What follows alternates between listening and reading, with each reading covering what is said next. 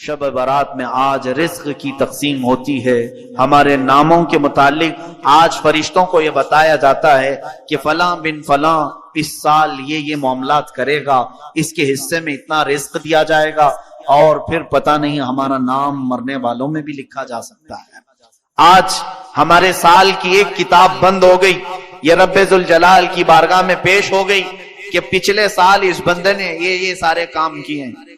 آپ کو بھی معلوم ہے، مجھے بھی معلوم ہے میں نے کیا کیا کیے، آپ نے کیا کیا کیے. اب آج کی رات صرف یہ احساس بھی ہو کہ بارگاہ الہی میں میری کتاب پیش ہوئی ہے پچھلے سال کی، میں نے کیا کیا کیا تھا سب فرشتوں نے بتا دیا. ویسے رب کو بتانے کی ضرورت بھی نہیں، مگر مولا فرشتوں کو گواہ بناتا ہے. تم بھی بتاؤ کہ فلاں فلاں بندے نے کیا کیا کیا ہے، پچھلے سال کا سب انہوں نے پیش کر دیا. اب رب تبارک و تعالیٰ کا حکم نازل ہو رہا ہوگا کہ یہ بندہ جس نے پچھلے سال یہ تمام کام کیے، اب اگلے سال اس کے یہ معاملات، اس کے لیے اتنا رزق لکھو، اس کے لیے اتنی برکت لکھو، اور اس کو ذلیلوں میں لکھو، اس کو عزت والوں میں لکھو، اور اس کو زندہ رہنے والوں میں لکھو، اس کو بیمار لکھو، اور اس کے بعد اس کو مرنے والوں میں لکھو. یہ تمام معاملات آج رب ذوالجلال فرشتوں کو بتا رہا ہوگا. قدیر و جبار خدا کے فیصلے نازل ہوتے ہیں اور فرشتے لے کر کل سے پھر ایکٹیو ہیں، وہ اپنی ڈیوٹی پر مامور ہیں. ہمیں یہ معلوم نہیں کہ ہمارا نام کن چیزوں میں لکھا گیا ہے. آج کی شب ہمیں برکت والوں میں نام ہمارا آیا ہے، بیماروں میں آیا ہے، یا پھر صحت مندوں میں آیا ہے، نیکیوں میں رہنے والوں میں ہمارا نام شامل کیا گیا ہے یا نہیں. ہم میں سے کسی کو اس بات کا علم نہیں، اور جب معلوم نہ ہو کر کے ہمارے اندر اکڑ اتنی ہے، ہم غرور اور تکبر کے ساتھ زمین پر ایسے چلتے ہیں جیسے لگتا ہے کہ جنت ہمارے لیے واجب ہوگی. جنت تو ہماری ہے. میرے عزیزو، خوف کرو بارگاہ رب العزت کے فیصلوں سے. قرآن عظیم میں رب تعالیٰ فرماتا ہے ان بطش ربک لشدید، بے شک تمہارے رب کی پکڑ بہت سخت ہے. اور اس کی پکڑ جب سخت ہوتی ہے تو سب سے بڑی پکڑ تو یہ ہے کہ وہ ایمان چھین لیتا ہے. جس سے وہ ایمان ختم کر دے اس کے لیے سب سے بڑا عذاب ہے اللہ کا. ایمان کی دولت کسی سے چلی گئی تو خدا کا سب سے بڑا عذاب اس پر آیا ہے. رب تبارک و تعالیٰ اسے ہمیشہ کے لیے دوزخ لکھ دیتا. حدیث پاک میں ہے شب برات ہو کہ شب قدر ہو یا پھر مرنے سے پہلے بھی ہو، مشرک اگر ہوا، کافر اگر ہوا، ایمان نکل گیا تو اس کی بخشش تو ہو ہی نہیں سکی، بلکہ قیامت کے دن ان کے متعلق فرمایا گیا. سنو، جن کی کفر پر موت ہوئی، جو کافر مرے دنیا میں، قیامت کے دن حساب کتاب کے بعد دوزخ میں ڈالے جائیں گے. دوزخ میں ڈالنے کے بعد دوزخ کی ہولناکیاں جب انہیں نیچے طبقے میں لے جائیں گے، ہر طرح کے عذابات کا سامنا ہوگا. اتنے سخت عذاب. اللہ اکبر. دوزخ کا سب سے ہلکا عذاب کیا ہے؟ حدیث پاک میں حضور پاک صلی اللہ علیہ وسلم ارشاد فرماتے ہیں آگ کی جوتیاں پہنائی جائیں گی، انگار کے جوتے پہنائے جائیں گے، جس کی وجہ سے اس کا بھیجا پک کر کے ابل رہا ہوگا. یہ دوزخ کا ہلکا عذاب، منیمم کسی کو اگر دیا جائے تو یہ ہلکا ہے. پھر جس کے لیے اللہ نے فرمایا عذاب علیم، عذاب عظیم، دردناک عذاب، بڑا عذاب، وہ مولا ہی جانتا ہے کہ کیسے کیسے عذاب دوزخ میں. سنو، جس کی کفر پر موت ہوئی دوزخ میں ڈالے جائیں گے. جو دوزخ کا دربان ہے، فرشتہ حضرت مالک رضی اللہ تعالی، حضرت مالک یہ فرشتے ہیں علیہ السلام، وہ دربانے دوزخیں دروازے پر ہوں گے، یا جتنے دوزخی ہیں چیختے رہیں گے، چیخ لگاتے ہیں، اتنا پکارتے ہیں کہ ہماری طرف توجہ کرو، ہماری طرف توجہ کرو. تو پھر ان کی پکار اتنی بلند ہوتی ہے کہ پورے دوزخ میں آوازیں دہلتی رہتی. اس کے بعد مالک دوزخ یعنی دربان دوزخ حضرت مالک ایک بار بھی ان کی طرف نہیں دیکھتے. حدیث پاک میں 1000 سال گزر جائیں گے. 1000 سال کے بعد دربانے دوزخ ان کی طرف دیکھتے ہیں. کیا بات ہے, کیوں چلا رہے ہو تم؟ 1000 سال کے بعد تب اہل دوزخ کہتے ہیں, اے مالک, اے دربانے دوزخ, ہم رب ذوالجلال سے بات کرنا چاہتے ہیں, ہمارے معاملے میں کچھ سفارش کرو. رب تبارک و تعالیٰ سے ہم کچھ کلام کرنا چاہیں گے کہ وہ ہمیں یہاں سے نکالے. حضرت مالک کہتے ہیں ٹھیک ہے, تمہاری بات میں مولا تک پہنچا دوں گا, رب تعالیٰ تک پہنچا دوں گا. تو اس کے بعد حدیث پاک میں پھر 1000 سال گزر جاتے, حضرت مالک کی طرف سے کوئی جواب نہیں آیا. دوزخیوں کی طرف دوبارہ وہ توجہ کرتے ہیں, کیا بات ہے؟ تو دوزخیوں نے کہا کہ اے مالک, ہم رب سے بات کرنا چاہتے ہیں.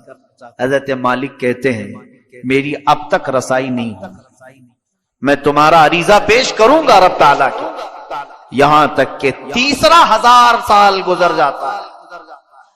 یہ دوزخ میں جلتے رہیں گے, اسی طرح عذاب میں مبتلا رہیں گے. تیسرے 1000 سال کے بعد حضرت مالک ادھر دوزخ کی طرف توجہ کرتے ہیں اور فرماتے ہیں, اے اہل دوزخ, بشارت ہو تمہارے لیے کہ رب تعالیٰ کی طرف سے یہ جواب آیا ہے, لا ينظر الیہم ولا یرحم علیہم, ان کی طرف نہ دیکھا جائے گا نہ ان کی طرف رحم کیا جائے گا. مولا نہ تم سے بات کرنا چاہتا ہے اور نہ تم پر رحم کرنا چاہتا ہے. اب بند کرو آواز. فرمایا گیا حدیث پاک میں, مایوس ان کے چہرے لٹک جائیں گے. اہل دوزخ واپس پھر اپنے عذاب کی طرف آئیں گے, اس لیے کہ اب کوئی امید بھی باقی نہیں رہی. 3000 سال تو امید پر دوزخ میں جل رہے تھے کہ اب بات ہوگی رب تعالیٰ سے, اب کلام ہوگا, شاید وہ بہتوں کو معاف کر کے نکالا, ہمیں بھی نکالے گا. لیکن جواب یہ آیا کہ یہ سب اب جو موجود ہیں یہ کفر کی حالت میں مرے ہوئے ہیں, یہ شرک کی حالت میں مرے ہوئے ہیں. کافروں اور مشرکوں کے لیے رب فرماتا ہے نہ ان کی طرف دیکھا جائے گا نہ رحم کیا جائے گا. ان اللہ لا یغفر ان یشرک بہ ویغفر ما دون ذلک لمن یشاء. شرک کو اللہ معاف نہیں کرے گا, اس کے علاوہ جو بھی ہے جسے چاہے رب تعالیٰ معاف کرے. یہ قرآن میں اللہ فرماتا ہے. میرے عزیزو, ڈر اس بات کا ہونا چاہیے کہ اگر مولا تعالیٰ ہمارے کسی عمل سے غضب میں آئے تو کہیں وہ ہمارے ایمان کی دولت کو سلب نہ کر لے, اور یہ نہ فرما دے نکل جا تو میرے خاص بندوں میں سے. کفار و مشرکین تجھے پسند ہیں بہت, ان کی عادتیں اچھی لگتی ہیں, جا انہی کے جماعت میں شامل ہو جا. آج آپ سب سوچو ذرا, بہت سارے نوجوان یہی چاہتے ہیں آ کر کے صرف یہ کہیں کہ مولانا سارے لوگ تو جی رہے ہیں اچھے سے, وہ اگر ناچ رہے ہیں, ڈانس کر رہے ہیں, آپ ہمیں کیوں روک رہے ہیں؟ کفار بھی ناچ رہے ہیں, کرسچن بھی ناچ رہے ہیں, یہودی بھی ناچ رہے ہیں, ہم مسلمان ہو کر کیا ڈانس نہیں کر سکیں گے؟ ٹھیک ہے, تمہارا سوال یہ, دنیا میں سارے لوگوں کو شراب پیتے ہوئے دیکھا, ہم آپ کو منع کر رہے ہیں تو برا لگا. یہ دنیا کا فیشن ہے, آپ نہیں سمجھ سکو کہ آپ پرانے لوگوں میں سے. ہم نئے زمانے میں زندگی گزارنا چاہتے ہیں, ہم کچھ ماڈرن بننا چاہتے ہیں. فلمی ایکٹروں کو دیکھ کر ان کی طور طریقے کو اپناتے ہوئے نکل پڑے, اور پھر یہ سمجھا کہ ہم ایک نئے راستے پر چل رہے ہیں. سنو, ٹھیک ہے, جس کا راستہ چاہے اپنا لو, جس کا راستہ, کیونکہ تمہارے لیے نہ میں چھڑی لے کر کے بیٹھا ہوں, نہ اللہ کا کوئی فرشتہ تمہاری گردن جھکا کر تمہیں عبادت کرنے کے لیے آئے گا, بلکہ رب تعالیٰ دنیا میں تمہیں آزاد رکھا ہے, تمہیں جو مرضی میں آئے کرو, جو اچھا لگے کرو. قیامت کے دن پھر تیار رہنا اپنے اعمال کا جواب لینے کی. قیامت کے دن ہر ایک کے حساب کتاب کے لیے تم خود ذمہ دار ہوں گے. آج میں ان نوجوانوں سے کہتا ہوں جنہیں کفار و مشرکین اچھے لگتے ہیں, جن کو لوگوں کے ہاتھوں کے شراب کی بوتلیں پسند ہیں, جوے خانے, شراب, تاش کے اڈے, یہ سب بہت اچھے لگتے ہیں جنہیں, اور پھر یہ فلمی دنیا کے تمام تر ظالم دجال قسم کے خرافات مچانے والے اور پورے گھروں کو تباہ کرنے والے ایکٹر انہیں پسند ہے, ان کے ساتھ ہو جاؤ, کوئی بات نہیں, تمہیں مبارک ہو.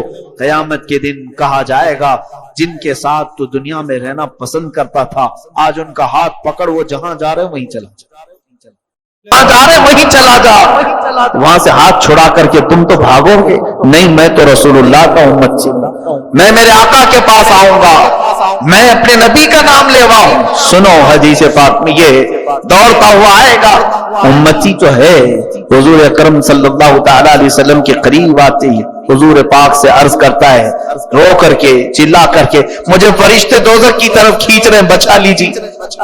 نبی کونین صلی اللہ تعالی علیہ وسلم کی طرف سے جواب آئے گا تو کون ہے؟ بلکہ اس آقا کی عادت مبارکہ یہ فرماتے ہیں میں بھرے مجمع میں بھی اپنے امتیوں کو پہچان لوں گا، کروڑوں کی تعداد میں پوری امتیں وہاں ہوں گی، مگر اپنی امت کو میں ضرور پہچانوں گا ہزاروں کی لاکھوں کی بھیڑ میں بھی۔ یہ بھی حدیث پاک میں، لیکن ایک حدیث میں یہ ایک بندہ آئے گا اور حضور اس سے پوچھیں گے تو کون ہے؟ کہے گا حضور میں آپ کا نام لے گا، میں آپ کا امتی ہوں۔ اللہ کے حبیب صلی اللہ علیہ وسلم فرماتے ہیں مجھے تو نہیں اس بات کا علم ہے، تو دنیا میں کسی اور کو پسند کرتا تھا، جا آج اس کو پکڑ لے، وہ جہاں جائے چلا۔ آج میں یہی کہنا چاہوں گا، میں آپ کے اوپر کوئی سختی کا معاملہ لے کر کے نہیں آیا ہوں، آپ کے پیچھے پیچھے گھومتے ہوئے محلے بھر میں نہیں آ رہا ہوں، میں آپ کو تو یہاں سے ایک میسج دینا چاہوں گا، تمہیں جو چیزیں اچھی لگیں کرو، لیکن قیامت کا منظر یاد رہے، میدان قیامت یاد رہے، بس اتنے کام کرو کہ رسول اللہ کی بارگاہ میں منہ دکھانے کی ہمارے اندر نوبت یعنی کیفیت باقی رہ جائے، حضور کو منہ دکھا سکیں، عرض تو کر سکیں کہ آقا نفس کی شرارتوں سے بہک تو گیا تھا لیکن محبت دل میں آپ کی رکھتا تھا، حضور آپ کی سنتوں پر مر مٹنے کا جذبہ تھا، شرارت نفس نے مجھے بہکایا ضرور تھا۔ اے میرے عزیز و غلاموں، ان کو چھوڑ کر نہ ہماری دنیا ہے، اس رسول کو چھوڑ کر نہ ہماری قبر ہے، اس نبی کو چھوڑ کر نہ ہماری حشر ہے، کچھ بھی نہیں ہے۔ رسول کریم صلی اللہ تعالی علیہ وسلم سے دور ہو کر ہماری کون سی زندگی؟ آج کی رات اگر یہ احساس نہیں جاگا تو پھر بیکار ہے ایسی ہزار راتیں، پھر بیکار ہے ایسی زندگی بھر بار بار آنے والی راتیں۔ آج بعض لوگوں کو ایسا لگتا ہے یہ رات تو آج روڈ پر ناچنے کی ہے، ایک دوسرے کو گالی گلوچ کر کے باہر کھیل کود کر پوری رات گزارنے کی ہے، ادھر مؤذن فجر کی اذان دے رہا ہو، ادھر لوگ بستر پر جا رہے ہیں، یہ آج کی رات کا تماشا لوگوں نے بنایا ہے۔ پٹاخے اڑاؤ، قبرستان جاؤ تو کہا مار کے ہنسو، اور اگر کسی کے ہاتھ میں بائک آئے تو ایسے اڑاؤ کہ کئی لوگ اس میں حادثوں کے شکار، کئی لوگ اس رات میں لوگوں کو تکلیف دینے کا ذریعہ بنتے ہیں۔ سنو، آج کی رات فرشتے بھی اترتے ہیں، بے حساب ان گنت تعداد میں فرشتے، تم جس وقت اس طرح سے اڑا رہے ہو سکتا ہے ہم سے تمہیں ڈر نہیں لگتا، اللہ کے وہ ملائکہ تمہارے ہر کام کی گواہ بنیں گے، صبح واپس رب کے حضور جائیں۔ اللہ تبارک و تعالی ان فرشتوں سے پوچھتا ہے میرے بندوں کو کس حالت میں تم چھوڑ آئے؟ جب تم دنیا سے آ رہے تھے تو میرے بندے کیا کر رہے تھے؟ فرشتے سچ سچ بتائیں، اے رب ذوالجلال فلاں بندہ تیرا بے حیائی کر رہا تھا، فلاں بندہ آج مسجدوں سے تیرے ذکر کی آوازیں آ رہی تھی، لیکن فلاں بندہ وہاں پر اپنی گاڑیوں میں اچھل کود مچا رہا تھا، بے حیائی، خرافات اور فحاشی اور اپنے برے اعمال سے لوگوں کو ایذا پہنچا رہا تھا۔ یہ ملائکہ رب تعالیٰ کے حضور پیش کریں گے، اور رب تعالیٰ کی طرف سے جو جلال نازل ہوگا اس کی ذمہ دار آپ۔ ارے میاں، نئی سال کی نئی شروعات ہو رہی ہوتی ہے، ایک سال ہماری زندگی کا ختم ہوا اور یہاں سے نیا سال شروع ہو رہا ہے۔ اب یہاں اپنی قسمت میں آج کیا لکھا گیا ہے کسی کو معلوم نہیں ہے نا؟ آج رب تبارک و تعالیٰ کیا لکھ رہا ہے فرشتوں کو ہمارے بارے میں، میں بتاتا ہوں، ہم کو معلوم نہیں لیکن ہم احساس کر سکتے ہیں۔ کیسے؟ میں فجر کی نماز میں حاضر ہوا، میں بارگاہ الہی میں شکر بجا لاؤں گا کہ مولا میرے اس سال کی پہلی نماز تو نے لکھ دی ہے، اور جو سویا اور جو بھاگا وہ خود پہچان لے کہ کل کی رات میری کتاب میں بے حیائی لکھ دی گئی، محرومی لکھ دی گئی ہے، اسی لیے مجھے مسجد سے باہر کیا۔ میں بیٹھا تو تھا، مجھے مسجد میں رب تعالیٰ نے صبح نہیں بلایا، اس کا مطلب ہے کل کی کتاب میں مجھے محروم لکھا گیا ہے۔ کتنے محروم لکھے جائیں گے ان کو خود معلوم ہوگا کل کی دن، اور کل کا دن کس حالت میں گزر رہا ہے یہ آپ کو خود پتا چلے گا کہ آج میری زندگی کی کتاب جو نئی شروع ہو رہی ہے اس کے پہلے پیج پر فرشتے کیا لکھیں گے کل۔ اگر روزے سے ہیں تو الحمدللہ شکر بجانا ہو، اے رب قدیر تیرا احسان ہے، میرے اس نئے سال کے پہلے دن تو نے روزہ لکھ دیا، روزہ لکھا ہے، اور جس نے کل کا دن گانے سننے میں گزارے، بے حیائی دیکھنے میں گزارے۔ بہت سارے لوگ تو پلان بناتے ہیں ان دنوں میں سینما جانے کا، عیدوں تہواروں کو لوگ سمجھتے ہیں کہ یہ سینما بھی نہیں کرنا چاہیے۔ ان کے لیے بھی یہ بات سمجھ لو کہ یہ وہ لوگ ہیں جن کو آج کی رات رب تبارک و تعالیٰ اپنی رحمت سے دور کر دیا ہے۔ فرشتوں کو حکم دے دیا گیا کہ ان کے نام بدبختوں میں لکھے جائیں، حرما نصیبوں میں لکھے جائیں، کمبختوں میں لکھے جائیں۔ جنہوں نے کل کا دن گزارا انہیں خود پتا چل جائے گا کہ آج کی رات ہمارے بارے میں کیا لکھا جا رہا ہے۔ اور کل جو اچھے سے دن گزار لیا، میں باقی پورے سال کی بات تو نہیں کرتا، لیکن سال کی شروعات جس کی اچھی ہوئی، رب کی ذات سے امید ہے کہ سال پورا اچھا گزرے گا۔ ہماری کتاب کی شروعات پہلا پیج اگر اچھا لکھا گیا، میرے رب کی ذات سے یقین ہے کہ آگے کے صفحے بھی اچھے ہی لکھے جائیں، اور جس کا پہلا پنہ بگڑ گیا ہے ہوتا اسی ہے۔ کتاب میرے سامنے لا کر پیش کر دی گئی، ایک بھری کتاب کھولا میں نے، اس کے پہلے پیج پر گالیاں لکھی گئی، بند کر دیا۔ یہ کون بدبخت مجھے کتاب دے دیا، کس چیز کی ہے، میں آگے کیوں پلٹوں، پہلے پیج پر اتنی غلاظت لکھی ہے۔ اے رب قدیر کے حضور مغفرت طلب کرنے والوں، آج رب تبارک و تعالیٰ سے اتنی طلب کر لو کہ ہماری نئی کتاب کا پہلا پنہ نیکیوں سے بھر جائے، نیکیوں سے بھر جائے۔ اس کے لیے آپ کو عملی میدان میں بھی آنے کی ضرورت ہے۔ یہ رہی بات ہمیں خوف کی، احساس کی۔ اب رزق کی تقسیم ہو رہی ہے، پورا سال کچھ لوگ بے برکتی کی شکایت کرتے رہے، ہماری روزی بند ہے، دکان بند ہے، تجارت بند ہے۔ ایک بات یاد رکھو، جتنا تمہارے مقدر میں لکھا جائے گا اتنا مل کے رہے گا، چاہے تم 1000 لوگوں کو بولو یا 1 کو بولو یا 70 کو بولو، جتنا ملنا ہے وہ آج بٹ گیا، تو کیوں دوسروں کو بول کر مطلب ہے؟ آپ کو ایسا لگتا ہے 4 لوگوں کو بولوں گا تو میرا رزق بڑھ جائے گا؟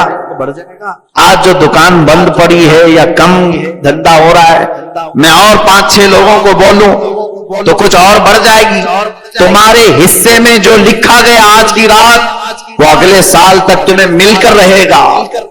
لو لگاؤ اور اس رب ذوالجلال کی طرف، ملے تو اس کا شکر ہے، نہ ملے تو اس کے دربار میں دعا ہے۔ لوگوں سے ہمیں کچھ بھی نہیں ہوگا۔ ما یفتح اللہ للناس من رحمت فلا ممسک لها وما یمسک فلا مرسل له من بعد۔ اللہ فرماتا ہے جس نے، اللہ نے جن انسانوں کے لیے اپنی رحمت کے دروازے کھول دیے اسے کوئی بند نہیں کر سکتا۔ وما یمسک فلا مرسل لها، اللہ فرماتا ہے اور جس کے لیے رب نے بند کر دیا۔ اللہ تعالیٰ نے یوں فرمایا، حامیم والکتاب المبین، انا انزلناہ فی لیلۃ مبارکۃ انا کنا منذرین فیہا یفرق کل امر حکیم۔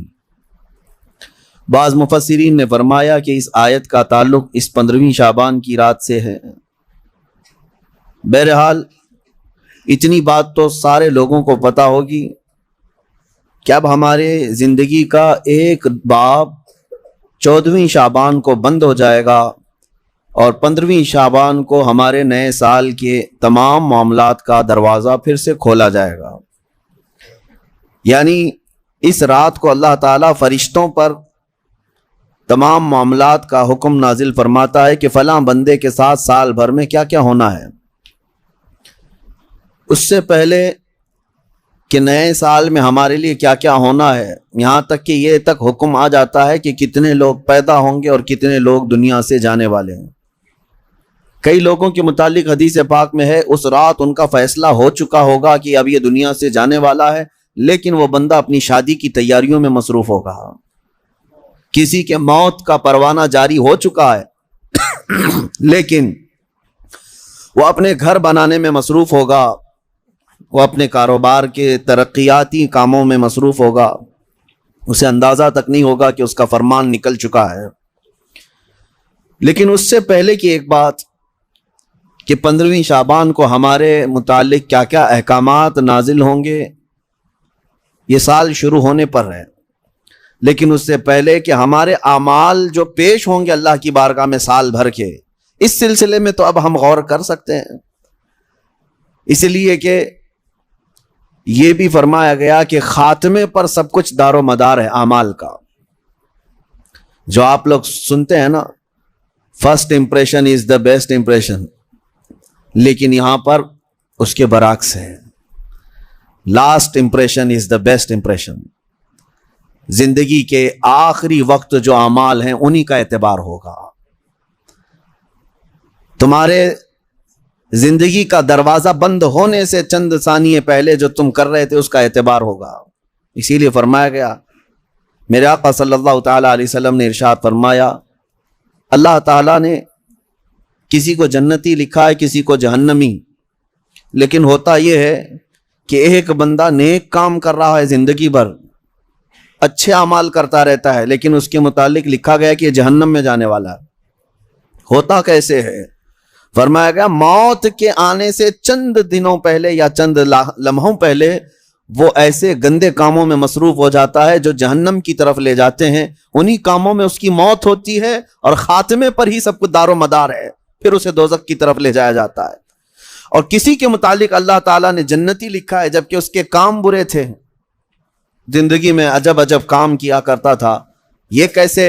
فرمایا گیا کہ وہ برے کاموں میں مصروف تو رہتا تھا، لیکن موت سے پہلے اچانک وہ اللہ کی طرف آ گیا، مسجدوں کی طرف آ گیا، یہ محافل میں بیٹھنے لگ گیا، اور اسی اثنا میں اس کی موت ہوئی تو آخر میں جو کچھ کرتا تھا اسی کا اعتبار کیا جائے گا اور اسے جنت بھیج دیا جائے گا۔ میرے عزیزوں، اب 15ویں شعبان سے پہلے میرے خیال سے 4 یا 5 دن بچے ہیں۔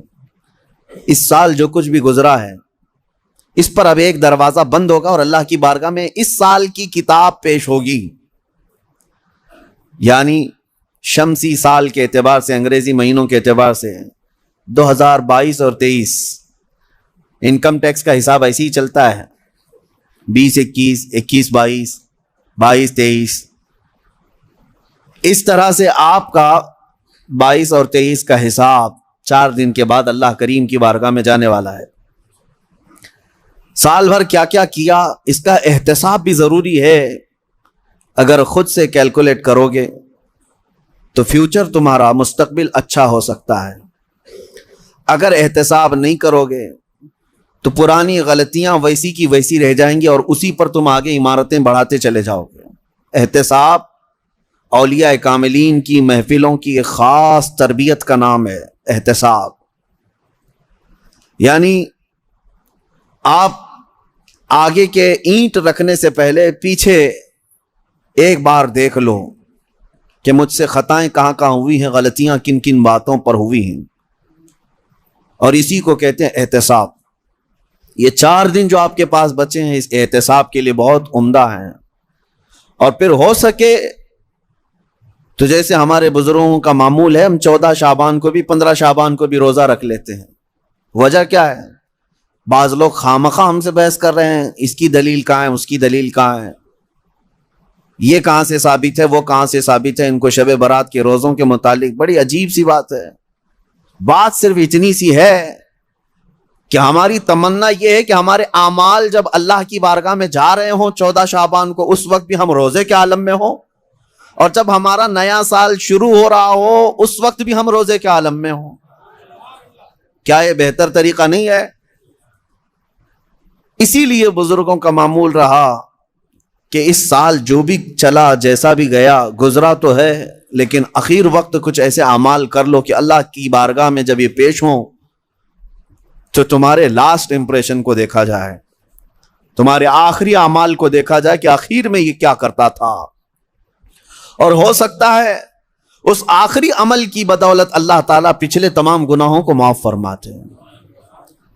آج چونکہ یہ جو محفل ذکر ہے رمضان سے پہلے کی شاید یا اب آخری ہے، میں سفر پر روانہ ہو رہا ہوں، اس میں اگلی 2 محفلیں ہماری نہیں آ پائیں گی، رمضان المبارک سے پھر انشاءاللہ ہوگی. لیکن آج میرے آنے کی خاص ایک وجہ یہی تھی، جبکہ میں مسلسل سفر میں ہوں، اسی وجہ سے میں آج یہاں پر آیا کہ میں خود اپنے لیے بھی اور سب کے لیے بھی 15ویں شعبان سے پہلے ایک ایسی محفل کریں کہ جو ہمارے اس گزرے ہوئے سال کے اوپر ایک ایسی مہر لگ جائے کہ اللہ اس محفل کی برکت سے ہمارے پچھلے گناہ معاف فرمائے. عزیزان گرامی وقار، میں بس مختصر سی بات عرض کروں گا. اللہ نے قرآن میں فرمایا ہے دوڑو اللہ کی طرف، ففروا الی اللہ، اللہ کی طرف دوڑے آ جاؤ. سابقوا الی الخیرات، نیکیوں کی طرف دوڑ بھاگ کرو، جتنا ہو سکے بھاگو. صحابہ کرام رضوان اللہ تعالی علیہم اجمعین میں اس بات کا تو کمپٹیشن ہوتا تھا، وہ نیکیوں میں سبقت لے جانے کے لیے ایک دوسرے کے آگے بڑھنے کی کتنی تمنائیں کرتے. اور یہاں ہم کن چیزوں میں آگے بڑھنے کی ہوڑ لگی ہے دنیا میں، باقی نیکیوں کی طرف کتنے لوگ دوڑتے ہیں وہ سب کو پتا ہے.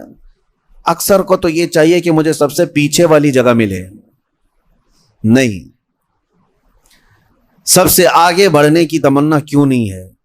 سیدنا ابو بکر صدیق اور حضرت عمر فاروق رضی اللہ تعالیٰ عنہ کا معمول یہ تھا کہ حضرت عمر کہتے ہیں میں ڈھونڈ کر کے مدینے میں کچھ ایسی نیکی کرنا چاہتا تھا جو ابو بکر نہیں کرتے، کہیں پر بھی ان کے برابر ہو جاؤں یا ان سے آگے بڑھ جاؤں. بڑی مشکل سے حضرت عمر کو ایک گھر ملا، ایک بوڑھی عورت جس کا کوئی نہیں رہتا تھا. حضرت عمر نے طے کر لیا کہ اس کے بیوہ عورت ہے، اس کے گھر کا سارا کام میں کر دوں گا، کسی کو پتہ بھی نہ چلے، نیکی کا کام ہے. وہ فجر میں نماز کے بعد جا کر دیکھے تو اس عورت کا سارا گھر کا کام پہلے سے کیا ہوا ہے، جبکہ وہ بستر سے اٹھ نہیں پاتی. اس کے گھر کے برتن، اس کا بستر، سب کچھ صاف ستھرا ہے. دوسرے دن آ کر دیکھے وہی حال تھا. حضرت عمر کہتے ہیں تیسرے دن میں اذان فجر سے پہلے ہی چھپ کر دیکھنا شروع کیا کہ آخر اس کے گھر کا کام کرتا کون ہے. کہا ایک چادر اوڑے ہوئے ایک شخص آیا، گھر میں داخل ہوا، جھاڑو لیا، جھاڑنے لگا، ساری چیزیں ڈھنگ سے رکھنے لگا. اذان ہونے لگی، وہ اس عورت کے گھر سے باہر نکلنے لگا.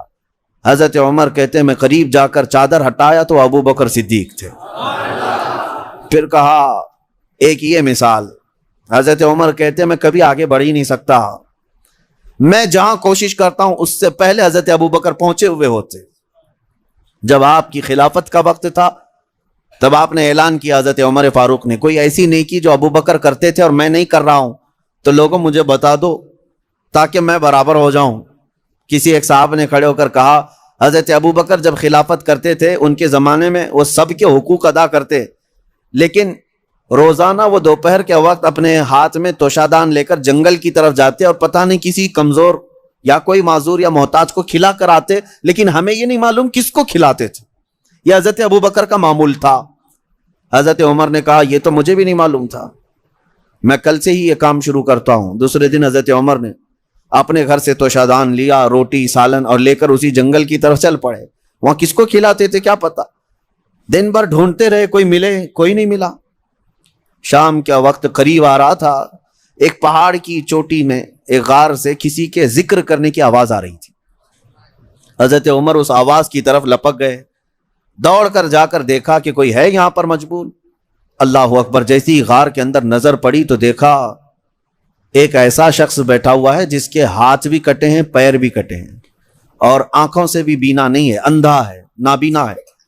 اتنی معذوری کے عالم میں اگر کوئی بیٹھا ہوا ہے اور غار میں، تو حضرت عمر کہتے ہیں مجھے تو یقین ہو گیا کہ یہی وہ بندہ ہے جس کو حضرت ابو بکر کھلایا کرتے تھے. اس کا کھانا وقت کا خلیفہ کھلایا کرتا تھا. حضرت عمر کہتے ہیں میں گیا، چپکے سے جا کر بیٹھ گیا، میں نے آواز بھی نہیں کی. تاکہ اس اندھے شخص کو یہ معلوم بھی نہ ہو کہ کون کھلانے آیا ہے۔ آپ نے روٹی توڑ کر سالن میں بھگوئی اور اس اندھے کو منہ میں روٹی رکھی۔ جیسے ہی اس کے منہ میں روٹی کا ٹکڑا گیا وہ چیخ کر کہتا ہے، آنے والے، کیا ابو بکر کا انتقال ہو گیا؟ کون آیا ہے آج کھلانے کے لیے؟ حضرت عمر کہتے ہیں، تو اندھا ہے، نابینا ہے، تجھے کیسے خبر کہ آنے والا ابو بکر نہیں ہے؟ وہ کہتا ہے اس لیے کہ ابو بکر کو پتا تھا میرے منہ میں دانت نہیں ہے، وہ اپنے منہ سے چبا کر میرے منہ میں روٹی ڈالتے تھے۔ آج تو نے پوری روٹی اٹھا کر ڈالی تو مجھے سمجھ میں آ گیا کہ آنے والا ابو بکر نہیں ہے، کوئی اور آیا ہے۔ حضرت عمر کی آنکھوں سے آنسو آئے، باہر نکل کر کہتے ہیں، قسم رب ذوالجلال کی ہے ابو بکر، آپ سے ایک قدم بھی میں آگے نہیں بڑھ سکتا۔ لیکن تھی تو دوڑ، سابقوا الی الخیرات جس کو اللہ نے فرمایا، یعنی نیکیوں کی طرف بھاگو، دوڑو۔ آپ کے اندر یہ مقابلہ آرائی اگر آ جائے، جس کو ہیلتھی کمپٹیشن کہا جاتا ہے، اس میں حسد نہیں ہے، اور اگر اس میں حسد بھی ہو تو نیکیوں میں ہے۔ رشک جس کو کہتے ہیں، جس کو فرمایا کہ حسد ایک جگہ جائز ہے، وہ علم ہے، یعنی اس کو اتنا علم ہے تو میں اور علم حاصل کروں۔ اگر کوئی 2 رکعت نماز پڑھ رہا ہے تو آپ کے اندر اس بات کی تمنا جاگنی چاہیے میں 4 پڑھوں۔ نیکیوں میں دوڑ لگاؤ۔